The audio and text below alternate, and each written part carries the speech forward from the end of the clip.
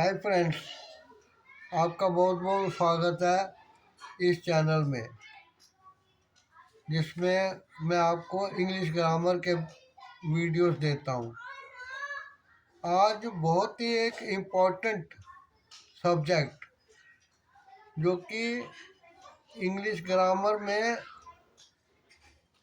कई लोग बहुत टफ समझते हैं, लेकिन विदाउट टेंशन इंग्लिश ग्रामर सीखने के लिए मैं जिस तरीके से आपको बताता हूँ उसे ध्यान से सुनिए और अपने रजिस्टर कॉपी वगैरह में अप्लाई कीजिए। अपनी इंग्लिश के ग्रामर की किताब खोलिए, उस चैप्टर को देखिए, पढ़िए, समझिए और जितनी बार पढ़ेंगे उतना आपका ज्ञान बढ़ता जाएगा। इसलिए पढ़ने से कोई आनाकानी नहीं कीजिए।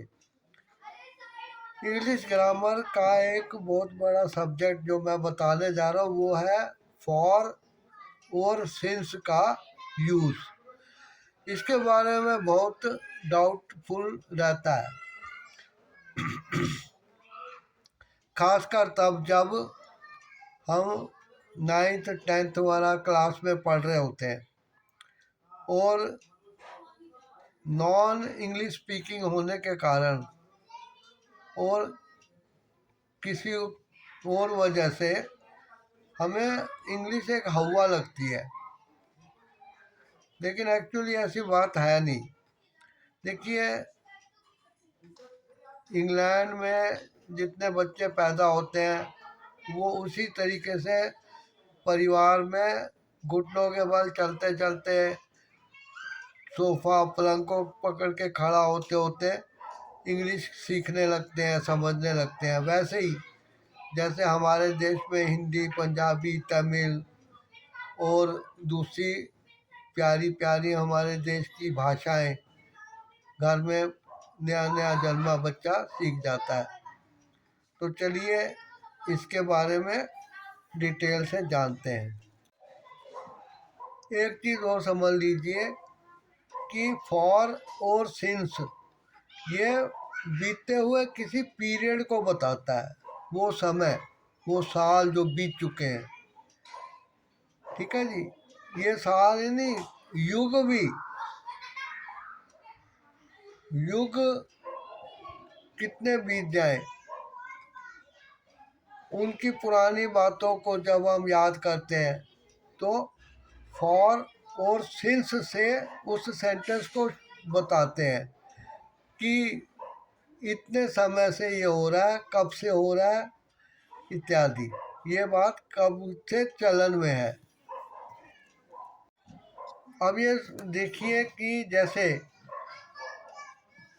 कोई हरियाणा का, बिहार का या किसी और प्रदेश का आदमी उत्तर प्रदेश में आए और गाजियाबाद में रह रहा है तो वो कहेगा I am living in Ghaziabad for the last 15 years।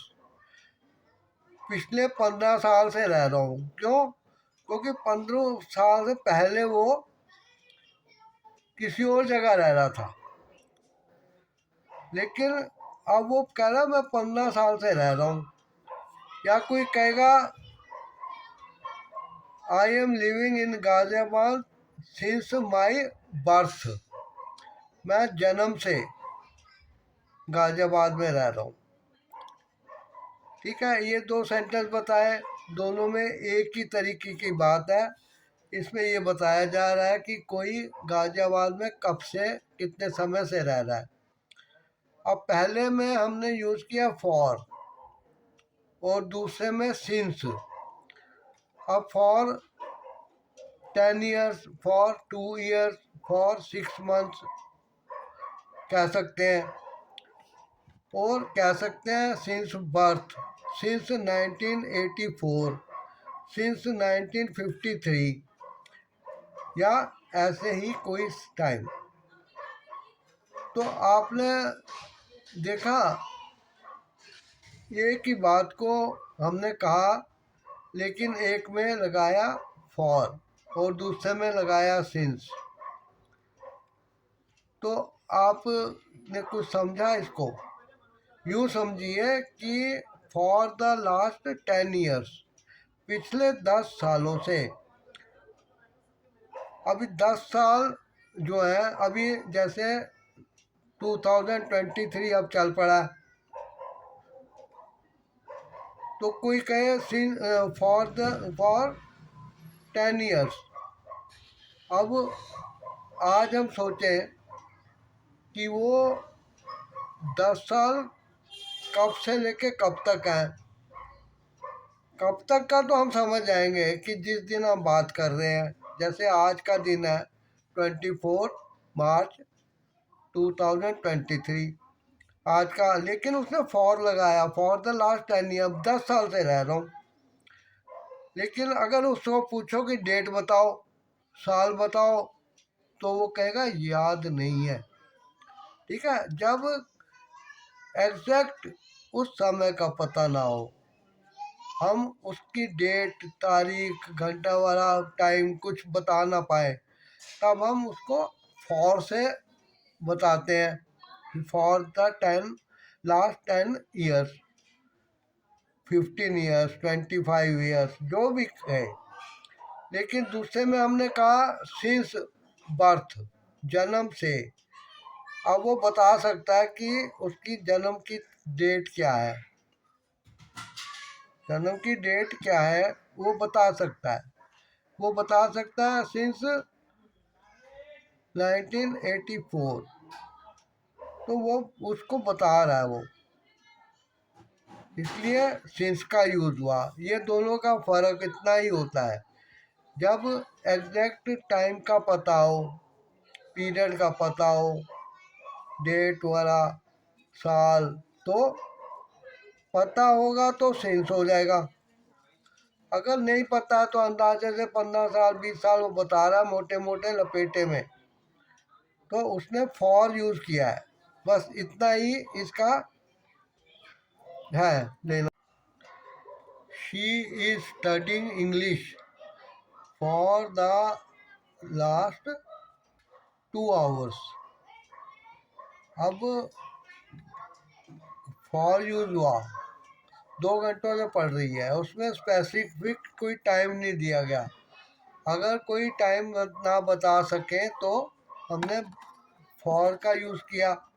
अब हम कहेंगे she is studying English since 2 o'clock, तो स्पेसिफिक टाइम स्टार्ट करने का दे दिया कि 2 बजे से पढ़ रही है। ठीक है, आपने इस चीज़ को अच्छी तरह समझ लिया होगा। और अब अपने आप ग्रामर की बुक देखिए और उसमें इस चैप्टर को ध्यान से देखिए। हो सकता है चैप्टर अलग से ना दिया गया हो, लेकिन उसको अच्छी तरह देखिए, क्योंकि आप जब किताब को अच्छी तरह पढ़ेंगे, सब्जेक्ट को ढूंढेंगे, लेसन ढूंढेंगे, तो आपको पता लगेगा कि इंग्लिश की ग्रामर में कौन कौन से चैप्टर हैं। Sorry for the thing. ठीक है, आशा करता हूँ इस चीज़ को आप समझ गए होंगे। और यदि कोई प्रॉब्लम हो तो बड़ी खुशी होगी कि आप मुझे कमेंट द्वारा बताएं, और मैं फिर उसको क्लियर करने के लिए और कुछ बताऊंगा। आप किसी की उंगली पकड़ के ना चल के, अगर अपने ही कदमों पे भरोसा करके चढ़ें पहाड़ पे, या उतरे पहाड़ से, या सड़क पे चलें, कहीं भी चलें या पढ़ें, तो उससे आपकी एक कंपटीशन एग्ज़ाम को पास करने की, या बोर्ड या डिग्री के एग्ज़ाम को पास करने की आप में एक काबिलियत आएगी। इसीलिए जो मैंने वीडियो छोटा सा बनाया है, उसे समझिए दोनों में क्या फ़र्क है, किसमें टाइम को क्लियर नहीं बताया गया और किसमें टाइम को क्लियर बताया गया है। और ऐसे ही सेंटेंस आप बनाइए और उनको फॉर की जगह सिंस और सिंस की जगह फॉर लगा के नए सेंटेंस बनाने की कोशिश कीजिए। आशा करता हूँ आप इस चैनल को सब्सक्राइब कर दिया करेंगे और वीडियो को लाइक शेयर कमेंट करेंगे। मिलते हैं फिर किसी अगले वीडियो में।